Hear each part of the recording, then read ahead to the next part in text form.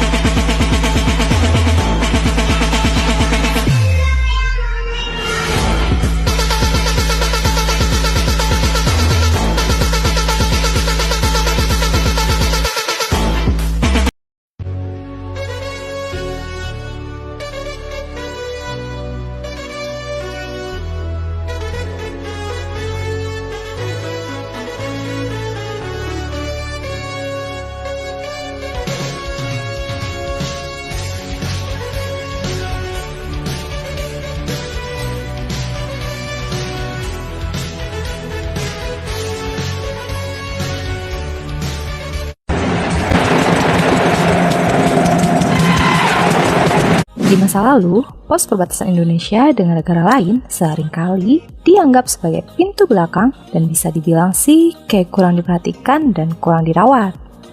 Sejak dari tahun 2014 hingga saat ini dan sampai yang akan datang, pos perbatasan bagaikan sebuah pintu depan yang wajib banget dirawat dan diperhatikan.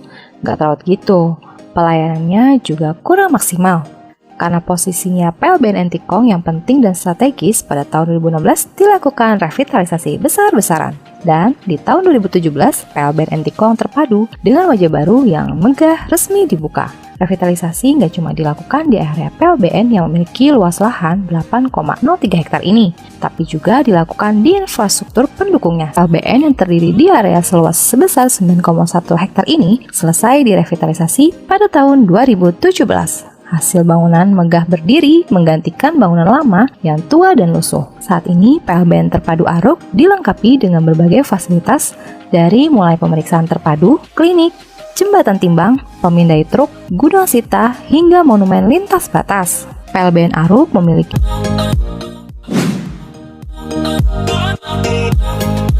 Kalimantan Barat tampak lusuh, situasinya berbanding terbalik. Pada saat ini, PLBN Nangabadao memiliki tampilan yang sangat megah telah direvitalisasi. PLBN Nangabadao diresmikan pada tahun 2018 oleh Presiden Joko Widodo. Keberadaannya bangunan khas Kalimantan, yaitu Rumah Panjang. Rumah Panjang merupakan rumah adat yang biasa digunakan oleh suku Dayak. Diperkirakan biaya yang dikeluarkan untuk merevitalisasi PBLN Nangabadao ini menelan biaya sebesar 153 miliar rupiah.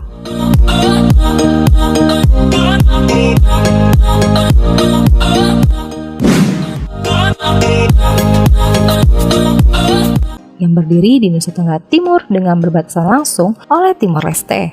Sekarang kondisi PLBN Motamasin terlihat cantik, megah, dan modern. PLBN Motamasin diresmikan pada tahun 2017 dengan biaya sebesar 145 miliar untuk merevitalisasi PLBN Motamasin. Gak cuma jadi pos lintas batas negara aja, PLBN Motamasin setelah dilakukan revitalisasi juga diharapkan sebagai pusat pertumbuhan ekonomi di kawasan perbatasan. Pada saat ini banyak wisatawan yang mengunjungi untuk bersuah foto di PLBN Motamasin sehingga merangsang pertumbuhan ekonomi.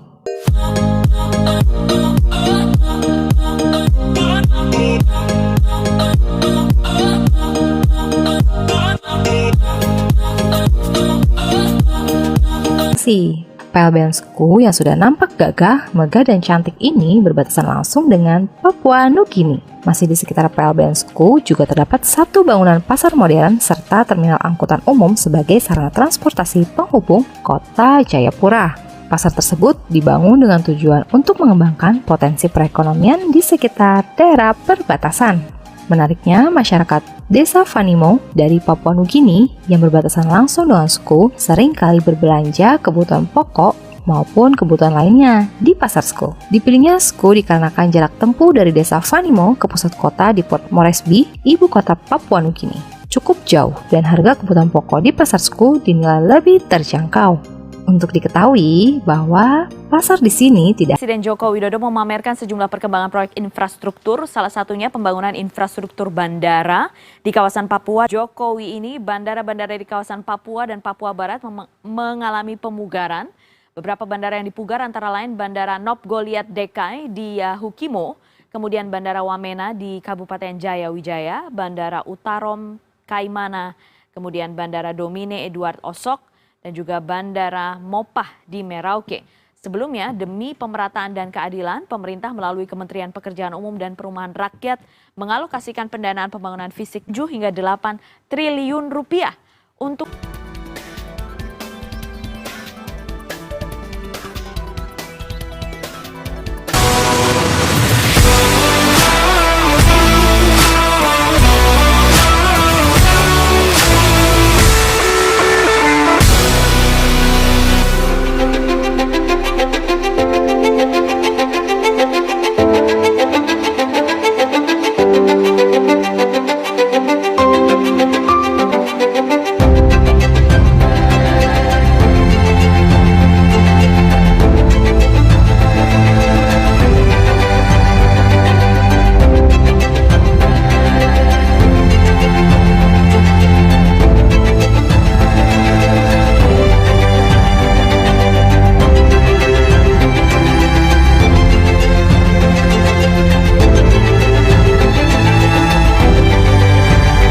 banyaknya bendungan yang telah dibangun di seluruh tanah air Indonesia, kita berharap ketahanan pangan kita semakin baik. Itulah tujuan utama dari dibangunnya bendungan.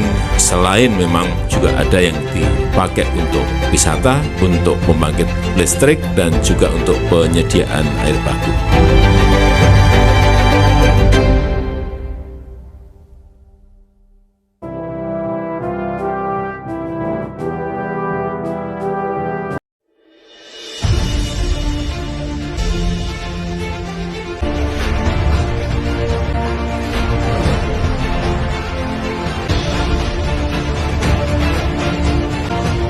Kalimantan dengan topografi yang seperti ini, ya dengan sungai, dengan hutan, apa segala macam, perlu percepatan infrastruktur lah, jembatan, jalan, itu jelas dibutuhkan. Karena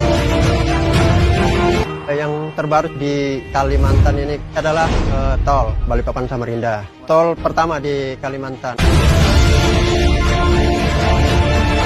Kemudian bendungan Semoy Sepaku juga.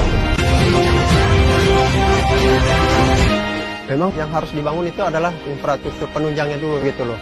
Alhamdulillah sebelum ada IKN jembatannya sudah dibangun.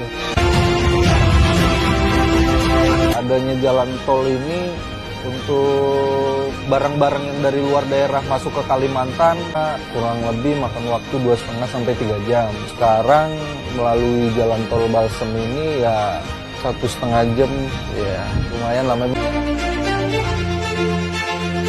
Kalau mobil gede memang nyaman lewat tol, karena nggak ada tanjakan kan, iya jalannya lempeng. Jadi memang ini akan menjadi penghubung utama menuju IKN. Mungkin dari sini itu sampai ke Balikpapan, pernah aksesnya nanti.